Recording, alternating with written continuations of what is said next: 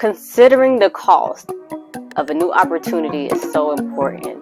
It's so important that even Jesus tells us to consider the cost of being his disciple.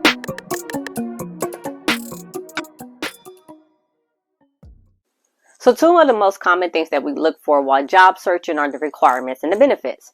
We want to know whether we meet the requirements and definitely what are the benefits. What's the pay? What's the health plan? And definitely what's the PTO looking like? And oftentimes we allow those two components to determine whether we will apply for a job or not. And we do all of this without even considering what this job or career or business opportunity will cost us. How will it impact our time with God and family? How may it affect our quality of life and our relationships? And how much stress will it place on us? Considering the cost of a new opportunity is so important.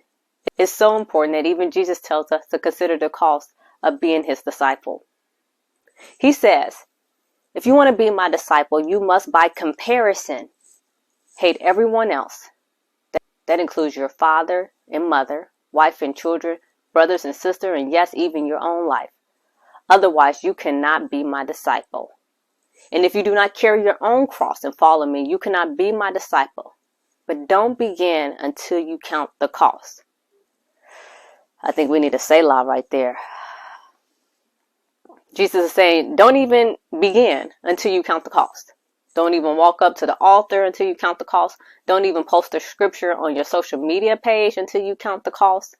Don't even wear the t-shirt, I can do all things through Christ who strengthens me, until you count the cost.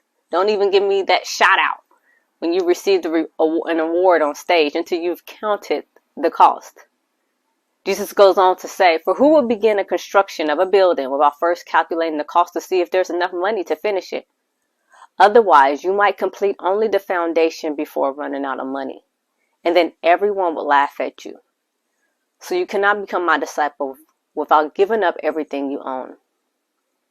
So John 15 shows us that walking with Christ comes with requirements, benefits, and costs.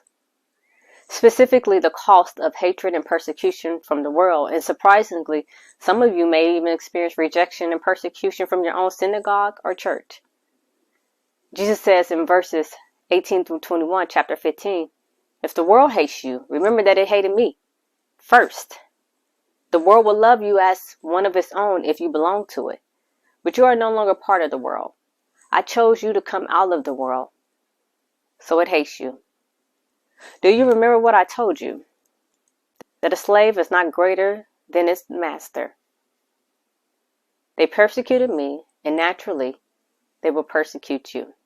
And if they had listened to me, they would listen to you. They would do all of this to you because of me, for they have rejected the one who sent me. Now, going through rejection is hard. Rejection can impact your self-esteem. It can make you feel lonely and consequently send you into a depression. And persecution may be a foreign thing for many Americans due to our freedom of religion. But in other countries and all throughout the New Testament, religious persecution was and is real. In particular, the persecution in the book of Hebrews was so intense that it caused many of the Jewish believers to walk away from the faith. And yet Jesus tells us up front to expect it and to consider the cost of your discipleship. It could even cost you your life. Yet in God's goodness and in his mercy, John lets us know that the requirements and the benefits that can help us endure hatred and persecution from the world. Early in John 15, Jesus tells us that by abiding in him, we will experience his love, his joy, and his fruitfulness.